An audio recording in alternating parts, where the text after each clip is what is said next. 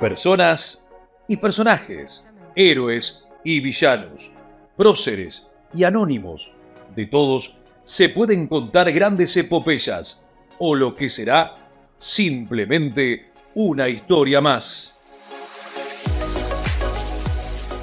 Hoy en el anticipo del sumario de este programa les comenté que íbamos a desandar la historia del autor de cuentos infantiles más famoso de la historia. Charles Perrault fue un escritor francés que nació el 12 de enero de 1628 en la ciudad de París, en un parto doble en el que también vino al mundo su gemelo François. Su familia, perteneciente a la burguesía acomodada, hizo posible que tuviera una buena infancia y concurriera a las mejores escuelas de la época. Se recibió de abogado y siempre tuvo una capacidad extraordinaria para escribir, por lo que se ganó el reconocimiento de Colbert, el famoso consejero del rey Luis XIV, lo que le significó tener un lugar privilegiado en la sociedad de esa época. Se casó y fue papá muy grande para su época, a los 43 años, y para peor, su esposa murió cuando nació su cuarto hijo. A los 55 años escribió Historias o cuentos del pasado, más conocido como Los cuentos de la mamá Gansa, por la imagen que ilustraba su tapa.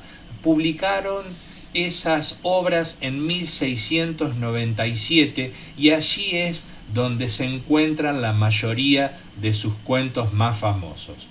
Esas historias han logrado vencer al tiempo y llegaron hasta nosotros con la misma frescura y espontaneidad con la que fueron escritos. Se trata de cuentos morales, indudablemente, pero llenos de un encanto que perdura y que los ha convertido en las lecturas favoritas de los niños. Los personajes que emplea son hadas, ogros, animales que hablan, brujas y príncipes encantados, entre otros. Al final de cada relato, el autor incluye una enseñanza moral referente al contenido de cada historia.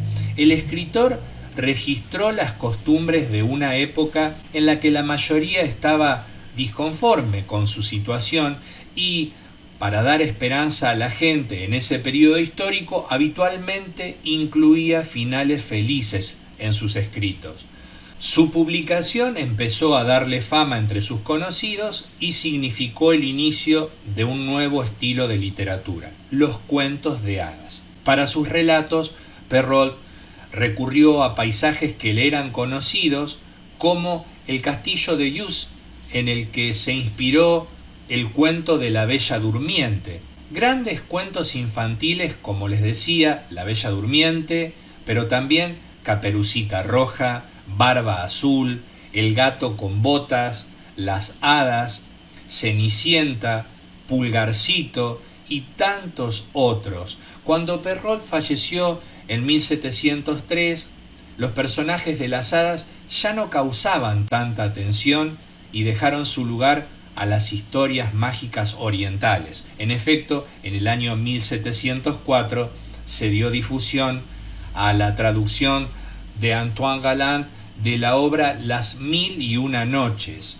Los intelectuales y los grandes autores del siglo de las luces ignoraron en ese tiempo los cuentos de Perrault, en los que no veían más que la expresión de supersticiones a través de las que el pueblo se embrutecía. Fue necesario esperar hasta la mitad del siglo XIX para que este tipo de cuentos infantiles generaran un nuevo entusiasmo. Entonces se puso de moda entre las familias burguesas leer en casa historias a los niños antes de dormir, y eso ayuda a desarrollar el psiquismo infantil. Las problemáticas que afectan a seres queridos o a nosotros mismos, tramas de historias sencillas de recordar y que transmiten enseñanzas y moralejas, lo que ayuda a identificar situaciones similares en la vida cotidiana. Y todo eso gracias a los cuentos de Charles Perrault.